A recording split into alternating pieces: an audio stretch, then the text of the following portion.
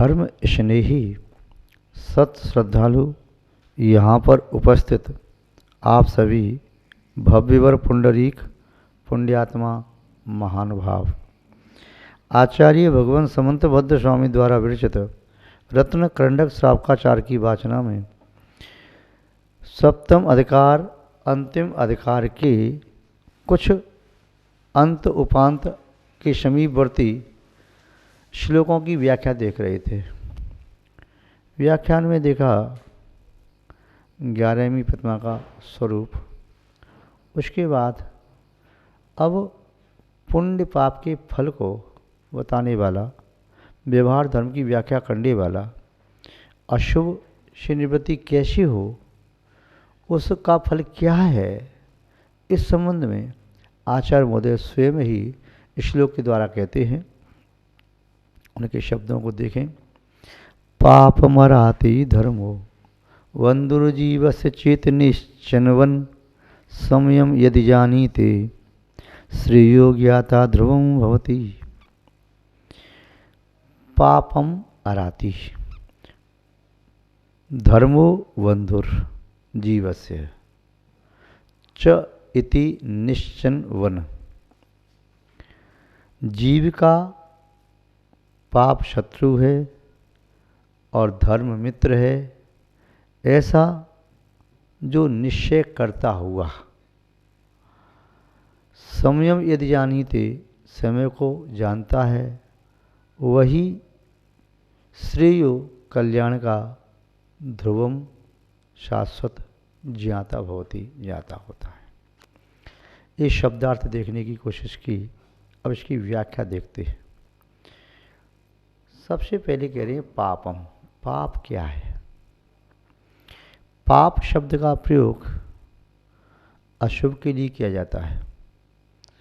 आबाल वृद्ध बाल गोपाल सभी जानते हैं कि पाप बुरी चीज़ है और पुण्य अच्छी चीज़ है।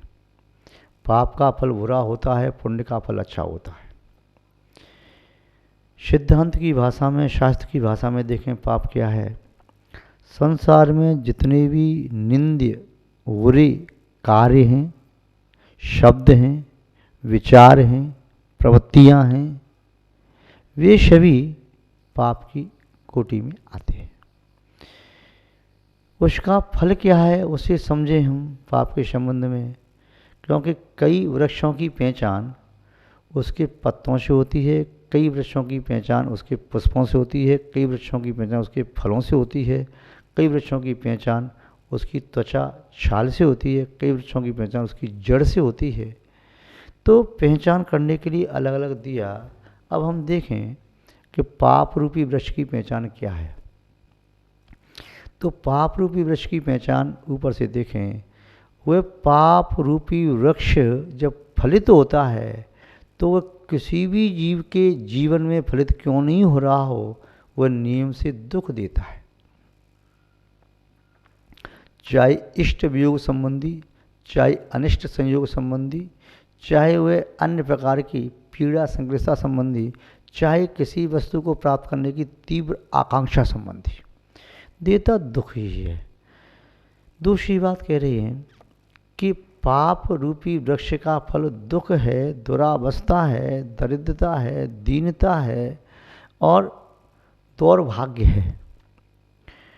अब पाप रूपी वृक्ष के पुष्प देखें तो पाप रूपी वृक्ष के जो पुष्प हैं, अर्थात पाप जब उदय में आने के लिए होता है, उसके पहले पुण्य के फल को वह नष्ट करता है, पुण्य से उसे दूर करता है।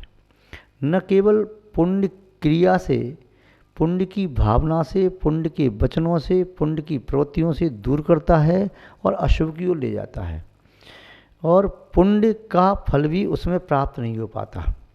उदाहरण के रूप से देखें, किसी व्यक्ति के 4 मित्र हैं। अब दूसरा व्यक्ति उससे शत्रुता निकालना चाहता है, तो क्या देखेगा? सबसे पहले देखेगा कि इसके साथ जो 4 मित्र हैं, ये इसके साथ न हो तो मैं अकेला पाकर से पीट दूंगा।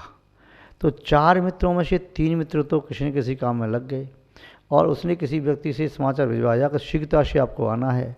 हमेशा वो 4 के साथ आता था, 5वां बन करके। अब 3 नहीं आए, एक मित्र रह गया। तीनों ने कहा देखो हमारी मजबूरी है, अभी हम आने में असमर्थ हैं, थोड़ी देर इंतजारी करो। किसी ने कहा कुछ मिनट की, कुछ घंटे की, कुछ पल की, या कुछ दिनों की इंतजारी करो, या मैं आपको अमुक जगह मिल जाऊंगा, या ऐसा हो जाएगा। तो उसने कहा चलो ठीक है, एक व्यक्ति तो मेरे साथ है, मैं उसको साथ में लेकर चलता हूँ। किंतु जब वहाँ साथ में पहुँचा तो उसने उस मित्र को क्या किया, अपनी ओर मिला लिया, लोभ लालच दे करके। अर्थात पाप प्रकृतियाँ जब तीव्रता से उदय में आने वाली थी, शत्रुता निकालने के लिए वो तैयार था, अपने मित्रों के साथ आया था मारने पीटने के लिए, तो उनको देख करके साथ में खड़ा हुआ उसका मित्र भी शत्रु बन जाता है। अर्थात पुण्य प्रकृतियाँ भी पाप में परिवर्तित तो हो जाती हैं। पाप का जब उदय होता है तो पुष्प समझो। तीसरी बात अपन देखें, पत्ते क्या हैं, पाप रूपी वृक्ष के पत्ते क्या हैं, तो पत्ते समझिए उसकी संक्लिष्टता, उसका वर्तमान काल में कितना भी उसका अच्छा निमित्त मिल जाए परंतु संक्लिष्टता, क्योंकि वह निमित्त से प्रभावित नहीं होता, पुण्य के निमित्त से प्रभावित नहीं होता, पाप के निमित्तों से प्रभावित हो जाता है बहुत जल्दी। तो समझिए पाप रूपी वृक्ष की जो पत्ते हैं, कौपल हैं, वो पल्लव हैं, वह संक्लिष्टता है, आर्त परिणाम। और पाप रूपी जो वृक्ष है उसका सुदृढ़ तना क्या है, तो तना समझिए पाप रूपी वृक्ष का वह है रौद्र ध्यान। हिंसा में आनंद, झूठ में आनंद, चोरी में आनंद, कुशील सेवन में आनंद, परिग्रह के संचय करने में आनंद। तो वह आनंद अशुभ प्रवृत्तियों में आनंद मानता है, इसलिए उस पाप रूपी वृक्ष का तना बड़ा मजबूत हो जाता है। यदि रौद्र ध्यान से आनंद की अनुभूति न हो तो केवल आर्त ध्यान में रहे तो फिर वह पाप का वृक्ष सुदृढ़ नहीं रह पाता। अर्थात उस पाप रूपी वृक्ष के पत्ते जल्दी झड़ जाते हैं, फिर आर्त ध्यान से संकलितता से फिर प्रभु के परमात्मा की पूजा भक्ति के भाव आ जाते हैं। किंतु थोड़ा सा साथ में कि पुण्य का उदय है तो उसे इतराता हुआ वह क्या करता है, रौद्र ध्यान बनाता है, उससे वह रौद्र ध्यान से भी पाप का ही आशय करता है। उस पाप रूपी वृक्ष की जड़ें क्या हैं, तो जड़ें हैं कसाय की तीव्रता, जड़ें हैं राग द्वेष मोह की तीव्रता, जड़ें हैं उसकी पाप में प्रवृत्तियाँ। वो जो व्यक्ति पाप का फल भोगने वाला है, पाप में संलिप्त है, तो उसकी कसाय भी तीव्र होती जाती है। कसाय मंद हो जाएं तब तो वह पाप को पुण्य में बदलने में समर्थ भी हो जाए, किंतु उसकी कसाय की तीव्रता होने से उतना उद्वेग रहता है कि वह कसाएँ पापों को पानी देती रहती हैं। मिथ्यात्व की एक मूसलाधार जड़ है, जो मूलाधार जड़ है, तो वह जड़ मिथ्यात्व की जब तक है तब तक पाप का वृक्ष सूखता नहीं। फिर कषायों की जड़ हैं, वो एक नहीं, पहले 4 जड़ निकलती हैं, फिर 4 में से 4 निकलती हैं, 16 जड़ हो जाती है, वो उसको जमा लेती हैं। उसके उपरांत नीचे उस जड़ों के सहारे से 9 जड़ें और निकलती हैं। तो ऐसे मिलाकर के उसकी 25 व 28 जड़ें हो जाती हैं। उसके साथ साथ उस पाप रूपी वृक्ष को सहयोग करने वाला ज्ञानावनी कर्म है, उसकी इधर से एक पत्थर की चट्टान सी आ गई, रोक के बैठी है। दर्शनावनी कर्म की इधर चट्टान है, इधर से अंतराय कर्म की चट्टान है, इस इधर से असाता वेदनी अशुभ नाम कर्म, नीच गोत्र, अशुभ आयु, ये सब उसे बांध करके रखती हैं। किसे? पाप रूपी वृक्ष को उसे इतनी मजबूत बना के रखती हैं कि उसका फिर उस वृक्ष का अलग निकालना बड़ा कठिन हो जाता है। तो व्यक्ति जो सयाने होते हैं वह सबसे पहले पाप की मूल जड़ है वह मिथ्यात्व, उसे पहले पकड़ते हैं, उसे छेदन करते हैं, नष्ट करते हैं। नष्ट नहीं करेंगे तो वे जो मिथ्यात्व के माध्यम से द्रव्य आ रहा था, मूल जड़ से पानी आ रहा था, वह पानी मिलना बंद हो जाए तो सूखना प्रारंभ होगी। फिर जो आजू बाजू में 4 जड़ें, 16 जड़ें, 9 जड़ें हैं जो हैं, उसको मिथ्यात्व के साथ साथ 2 उसके आजू बाजू में जड़ और निकल गई थी नीचे जा कर के, सम्यक मिथ्यात्व सम्यक प्रकृति, उनको भी सुखाने का प्रयास करता है। उसके साथ साथ जो चट्टान थी, तो अब क्या करता है, पहले चट्टान नहीं तोड़ता आजू बाजू की, वह इधर से जो एक खाई बनी है मतलब ऊपर से मिट्टी की, उसे नहीं हटाता, तो क्या करता है, केवल अज्ञानी व्यक्ति तो पाप रूपी वृक्ष के पत्ते तोड़ता है, कोई पुष्प तोड़ता है, कोई फल तोड़ता है, कोई चखता है, कोई उस वृक्ष में लात मारता है, कुछ करता है, तने को देख करके बड़ा झुंझलाहट होती है।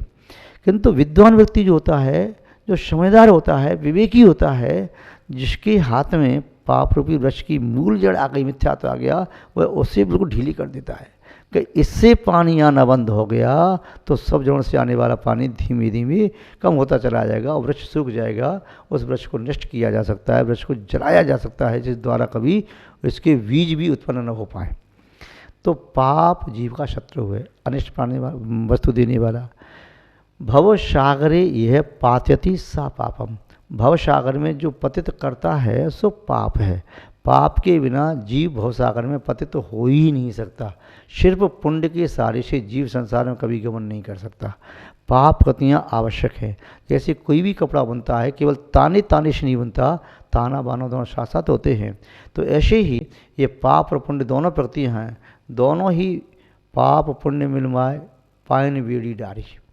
पाप और पुण्य की दोनों बेड़ियाँ हैं, यानी पाप उसे बांध के रखता है और पुण्य है उसमें कील फंसा के रखता है। तो पुण्य की कील भी निकालना जरूरी है और पाप की बेड़ी भी निकालना जरूरी है। अब उसे क्या करना है, बेड़ी को तोड़ दे, कील ना निकली अपने आप निकल जाएगी। अब वह कील निकाल रहा है, चलो कील निकाल दी, पहली बात तो निकलेगी नहीं, टाइट है, कोई निकाल के लाए तब भी पाप की ऐसी पकड़ है कि उसे ऐसे खोल नहीं सकता, बहुत मौजूद लोहा है वो। तो क्या करना चाहिए, बुद्धिमान व्यक्ति उसे तोड़ने की कोशिश करता है। पाप की बंधन टूटते ही पुण्य की कील तो अपने आप निकल जाएगी, वह प्रभावी नहीं रहती। आचार्य महोदय कह रहे हैं कि पाप के माध्यम से व्यक्ति अशुभ आयु, नीच गोत्र, अशुभ संगति और उसे जितनी भी प्रतिकूलता मिलती हैं, यानी अकाल मृत्यु, विकलांग शरीर, रोगी शरीर, अल्प आयु, और उसे हर प्रकार की प्रतिकूलता, द्रव्य की, क्षेत्र की, काल की, भाव की, इतना ही नहीं, वही वस्तु पापी व्यक्ति के लिए हानिकारक है, हो सकता है वही वस्तु पुण्यात्मा के लिए लाभदायक हो। पुण्यात्मा के लिए जो औषधि है, पापी के लिए वो औषधि भी रोग को बढ़ाने वाली है। पुण्यात्मा के लिए जहर भी अमृत बन जाए तो पापी के लिए अमृत भी जहर जैसा बन सकता है। पुण्यात्मा के लिए शत्रु भी मित्र हो जाए तो पापी के लिए मित्र भी शत्रु हो जाता है।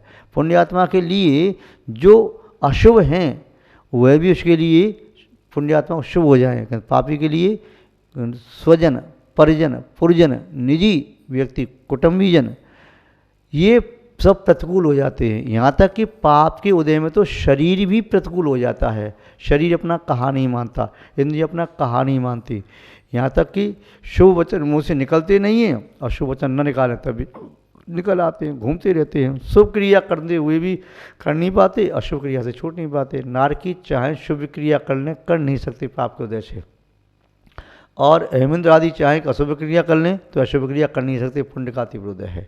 तो ऐसे ही पापी व्यक्ति के मन में शुभ विचार नहीं आते, उसके श्रीमुख से शुभ वचन नहीं निकलते, उसके शरीर से शुभ चेष्टा नहीं होती, वह नेत्रों से शुभ दृश्यों को देखता नहीं है, वह कानों से शुभ को सुनता नहीं है, कदाचित वाह्य दृष्टि में जो शुभ भी माने जाते हैं तो इसकी इंद्रियाँ उसे भी अशुभ रूप में ही ग्रहण करती हैं। महानुभाव दूसरी बात कह रहे हैं, धर्मो बंधुर, धर्म जीव का बंधु है, मित्र है, साथी है, सखा है।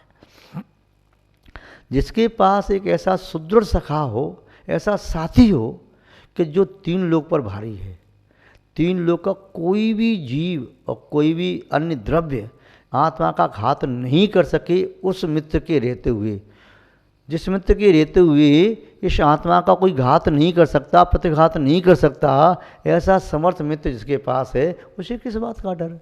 उस समर्थ मित्र का नाम है धर्म। वह समर्थ मित्र वह साथ साथ रहता है, हमेशा साथ रहता है। परछाई भले ही अंधकार में छूट जाए, किंतु धर्मरूपी मित्र कभी छोड़ता नहीं। चाहे कितनी भी अनुकूलता प्रतिकूलता हो, चाहे धूप हो चाहे छाँव हो, चाहे सर्दी हो या गर्मी हो, रात हो या दिन हो, उसे सब लोग छोड़ जाएं, पर धर्म का मित्र एक ऐसा है जो उसे कभी छोड़ता ही नहीं। वो नहीं कभी किसी को छोड़ता। उसे जब कोई व्यक्ति छोड़ देता है तो इतना वह स्वाभिमानी है, फिर पीछे नहीं लगता। जिसने अपमान करके तिरस्कार करके धर्म को छोड़ दिया तो फिर वे धर्म भी उसे छोड़ देता है।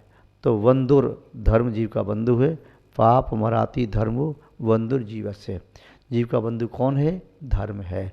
धर्म उसका साथ कैसे निभाता है?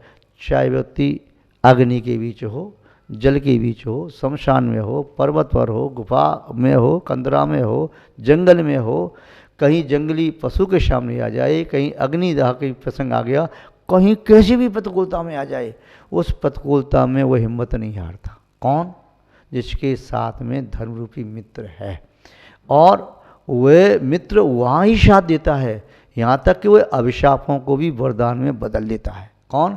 धर्म रूपी मित्र। उसकी सामर्थ्य है, उतना ही सामर्थ्य नहीं, वह धर्मरूपी मित्र से ऐसा बना देता है कि 3 लोक का नाथ बना देता है। धर्मरूपी मित्र से ऐसा बना देता है, मोक्ष मार्गी परमात्मा बना देता है। धर्मरूपी मित्र से एक निगोदिया जीव से जो क्रम से आगे पाप की हीनता से आगे बढ़ता चला जाता है, तो फिर बाद में जब संगी पंचेंद्रिय होता है तो धर्म का सहारा लेकर के मोक्ष मार्ग की प्राप्ति भी पुण्य के माध्यम से होती है, मोक्ष मार्ग में गमन भी पुण्य के माध्यम से होता है, और पंच परमेश की अवस्था भी वैसे व्यवहार धर्म के माध्यम से, मित्र के माध्यम से होती है। सत्श्रावक की अवस्था भी मित्र के माध्यम से होती है। स्वर्ग आदि के वैभव या राज्य अवस्था के, चक्रवर्ती आदि के वैभव या मनुष्य लोक के वैभव, किसी भी अवस्था की जो वैभव प्राप्त होते हैं वह धर्म रूपी वृक्ष का फल है।